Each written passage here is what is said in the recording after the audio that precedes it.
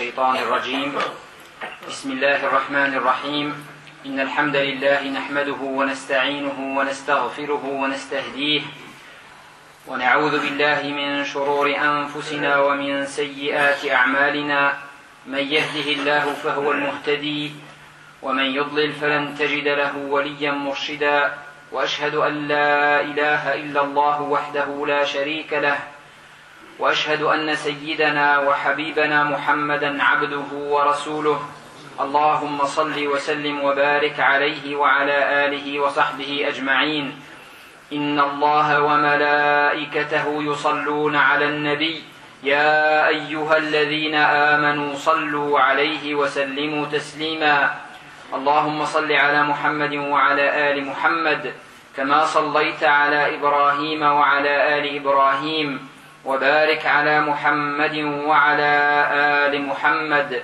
كما باركت على إبراهيم وعلى آل إبراهيم في العالمين إنك حميد مجيد أما بعد السلام عليكم ورحمة الله وبركاته.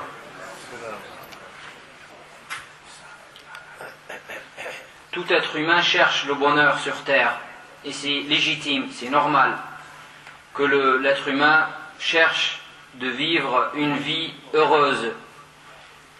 Mais certains cherchent le bonheur dans des choses qu'Allah subhanahu wa ta'ala nous a interdit.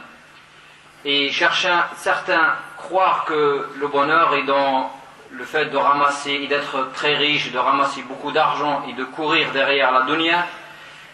Certains croient que le bonheur est d'avoir les plaisirs et les passions de ce bas monde, mais tout le monde se trompe, ces gens-là se trompent. Le vrai bonheur est dans le fait de se conformer à ce que Allah subhanahu wa ta'ala nous a demandé de faire. Et c'est le vrai bonheur, vivre heureux, c'est vivre sur le chemin d'Allah subhanahu wa ta'ala. C'est ce que le Coran nous dit et c'est ce que la vie nous prouve chaque jour. On peut courir derrière l'argent, on peut être riche, mais on trouve beaucoup de riches qui sont malheureux. On trouve beaucoup de personnes qui ont le pouvoir et qui sont malheureux. On trouve des gens qui ont les plaisirs de ce bas monde, mais en réalité ils sont malheureux. Et le vrai plaisir, c'est de vivre, se conformer à ce qu'Allah subhanahu wa ta'ala nous a demandé. Et c'est une promesse d'Allah. Allah nous le dit clairement dans le Coran. Quiconque, mâle ou femelle, homme ou femme, fait une bonne œuvre tout en étant croyant, nous lui ferons vivre une vie heureuse, une bonne vie. Hayatan tayyibah. Donc voilà, la vie heureuse, c'est de croire et de faire les bonnes œuvres. Voilà ce que Allah subhanahu wa ta'ala nous dit. Si tu te conformes à la foi musulmane et que tu œuvres pour Allah subhanahu wa ta'ala, tu agis dans le bien, la récompense, elle est avant d'aller au paradis, la récompense est de vivre une vie heureuse, une vie saine. Et Allah nous dit, et nous les récompenserons certes en fonction des meilleures de leurs actions. Allah prend en compte les meilleures des choses que ces gens-là font, les meilleures des choses. Quiconque, mâle ou femelle, fait une bonne œuvre tout en étant croyant, nous lui ferons vivre une bonne vie, une vie heureuse. Et nous les récompenserons certes en fonction des meilleures des actions. Et c'est pour ça que le prophète sallallahu alayhi wa sallam s'étonne du sort du croyant, le vrai croyant. Celui qui fait confiance en Dieu entièrement.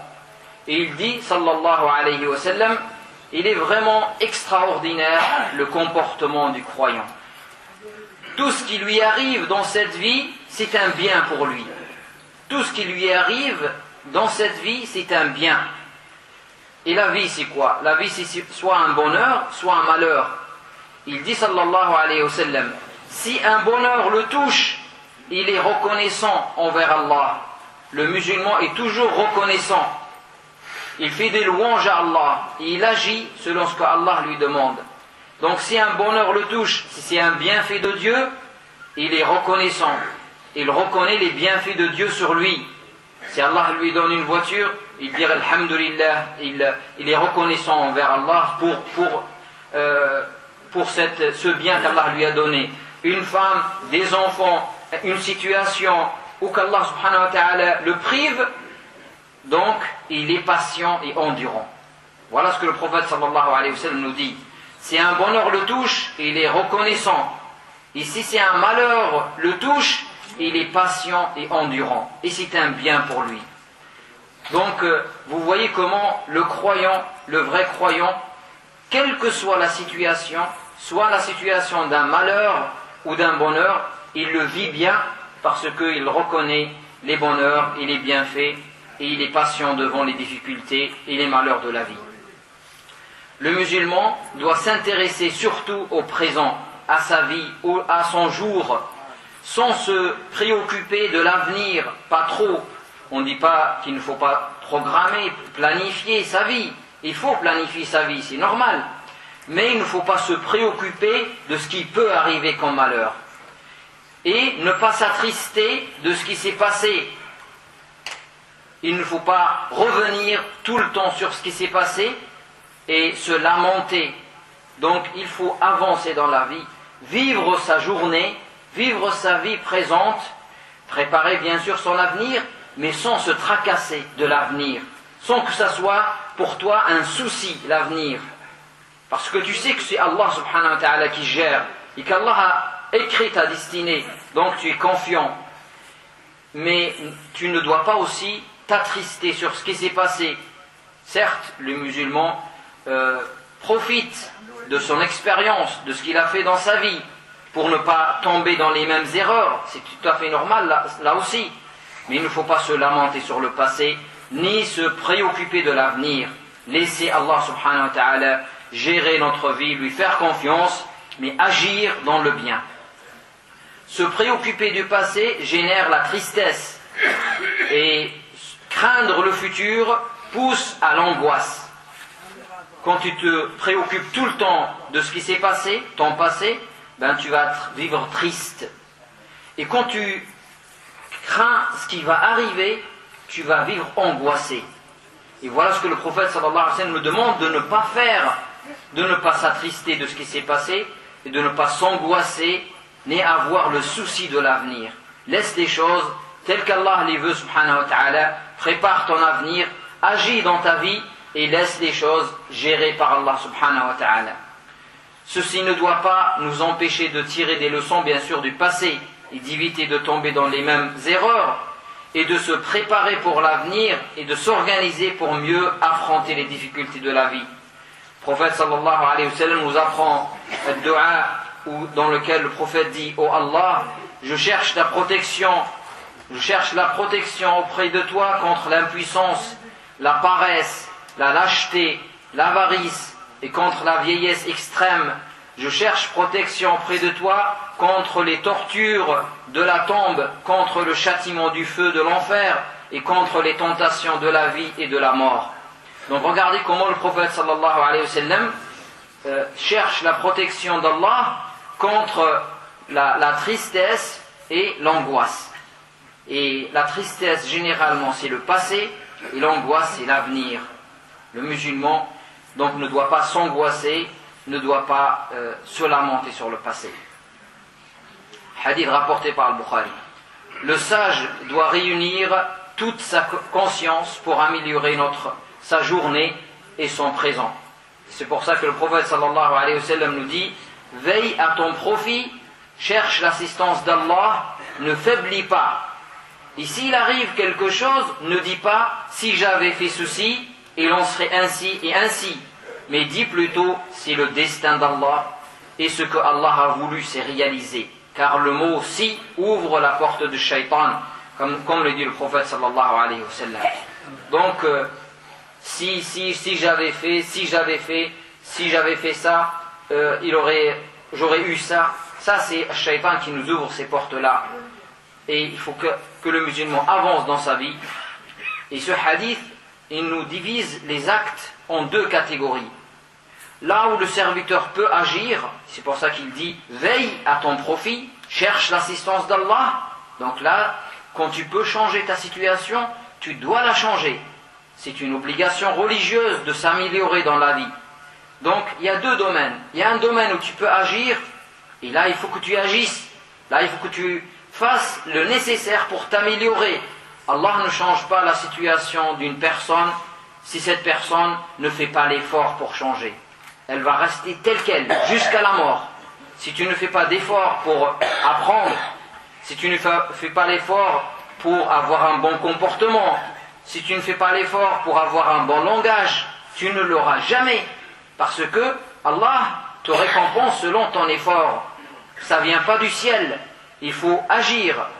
Mais Allah subhanahu wa ta'ala, quand il voit quelqu'un qui agit, Allah l'aidera. وَالَّذِينَ اهْتَدَوْا زِدْنَاهُمْ هُدًى. Allah nous dit, ceux qui prennent le chemin de la guidance, nous les guiderons vers le droit chemin. Mais si toi tu ne prends même pas le chemin, tu n'agis même pas, tu ne fais même pas d'effort, mais tu resteras comme ça. Et c'est ça le destin de Dieu pour toi. Et par contre, il y a le domaine où on peut agir et on doit agir. Il y a le domaine où on ne peut pas agir. Et c'est fini, c'est trop tard. Où on est impuissant devant les malheurs de la vie. Et là, on fait confiance en Allah subhanahu wa ta'ala. Il ne faut pas se lamenter sur ce genre de choses. Il faut se tranquilliser. C'est ça la foi en le destin. Le 6e pilier de la foi, quand on dit le musulman croit au destin, qu'il soit bon ou mauvais, qu'il soit doux ou amer, c'est bien ça. C'est d'avoir la quiétude, la sérénité. C'est pas baisser les bras devant la difficulté. Ce n'est pas être fataliste. Dire je ne peux rien faire. Non, tu agis dans ta vie, mais quand après l'action, tu laisses les choses dans la main d'Allah subhanahu wa ta'ala. Allah te guidera, Allah t'aidera, incha'Allah. Mais toi, tu dois faire l'effort. Donc, ne pas retarder les actions. Si tu as quelque chose à faire aujourd'hui, tu l'as fait aujourd'hui. C'est ça le vrai bonheur. C'est ça, pour accéder au bonheur, c'est d'agir dans sa vie et de ne pas laisser les choses s'accumuler sur soi. Quand tu as quelque chose à faire aujourd'hui, tu l'as fait aujourd'hui. Ne laisse pas, demain il y aura des choses à faire demain. Si tu laisses les travails d'aujourd'hui pour demain, demain tu auras plus de choses à faire et tu ne pourras pas les faire. Donc, quand on a quelque chose à faire aujourd'hui, on l'a fait aujourd'hui. C'est pour ça que le prophète sallallahu alayhi wa sallam nous dit, veille à ton profit, fais les choses et cherche l'assistance d'Allah subhanahu wa ta'ala et ne faiblis pas, ne baisse pas les bras. D'accord? Prioriser les actions dans sa vie. Commencer par réaliser le plus important. Et c'est pour ça que le prophète sallallahu alayhi wa sallam, quand il fait dua, il priorise. Regardez, quand le prophète demande à Allah, il dit, oh Allah, réforme ma religion qui garantit ma sauvegarde. Réforme ma vie d'ici-bas, dont je tire ma subsistance. Réforme ma vie dans l'au-delà, qui est ma destinée finale. Et fais que ma vie ne fasse qu'augmenter le nombre de mes bonnes actions et que ma mort s'interpose entre moi et toute mauvaise action. Voilà ce que le prophète sallallahu alayhi wa sallam fait comme dua à chaque fois. Aussi, pour atteindre le bonheur, il faut faire le bien, il faut agir, il faut aider les autres. Faire le bien à autrui te rend toi-même heureux, parce que c'est la promesse d'Allah subhanahu wa ta'ala. Celui qui est bon envers les autres, Allah améliore sa vie. Hal jaza'ul ihsani illa al-ihsan. Allah nous dit, la récompense du bien, c'est le bien. Si tu agis et tu es bon envers les autres, Allah va être bon envers toi. Et c'est une règle. Allah nous dit, hal jaza'ul ihsani illa al-ihsan. Si tu fais le bien, tu auras le bien certainement. C'est Allah qui te le garantit, subhanahu wa ta'ala. Le prophète sallallahu alayhi wa sallam nous dit, le meilleur des hommes est le plus utile pour les gens. Les gens du bien dans ce bas monde seront les gens du bien dans l'autre. Y a-t-il d'autres récompenses pour le bien que le bien? Nous dit Allah subhanahu wa ta'ala dans Surat Ar-Rahman. Donc il ne faut pas s'attendre à la récompense des gens. Quand tu fais le bien, il ne faut pas que tu t'attendes que les gens te fassent le bien. Sache que du moment où tu l'as fait le bien, et qu'Allah t'a guidé et t'a facilité de faire le bien, c'est lui qui te donne la récompense subhanahu wa ta'ala. Donc il ne faut pas attendre que les gens te disent merci ou qu'ils soient reconnaissants envers toi, même si c'est leur devoir de le faire. Mais s'ils ne le font pas, il ne faut pas que ça soit un problème, parce que tu sais que tu l'as fait pour Allah subhanahu wa ta'ala. Et c'est pour ça que les croyants, qu'est-ce qu'ils disent? C'est pour le visage d'Allah que nous vous nourrissons. Nous ne voulons de vous ni récompense, ni gratitude. La nuridu minkum jaza'an wala shukura. Aussi, faire le bien et agir dans sa vie, prioriser ses actions, remplir son temps, le temps libre, le musulman ne doit pas avoir de temps libre. Quand il y a un temps libre, c'est pour faire des bonnes actions. Et il faut prioriser les actions dans la vie. Commencer par le plus important et ne pas s'intéresser aux futilités et agir comme ça jusqu'à arriver, Inch'Allah, à atteindre le bonheur qui est facile pour le croyant et qu'Allah subhanahu wa ta'ala nous facilite l'accès au bonheur, Inch'Allah. بارك الله فيكم سبحانك اللهم وبحمدك نشهد أن لا إله إلا أنت نستغفرك ونتوب إليك سبحانك اللهم وبحمدك نشهد أن لا إله إلا أنت نستغفرك ونتوب إليك سبحانك اللهم وبحمدك نشهد أن لا إله إلا أنت نستغفرك ونتوب إليك سبحان ربك رب العزة عما يصفون وسلام على المرسلين والحمد لله رب العالمين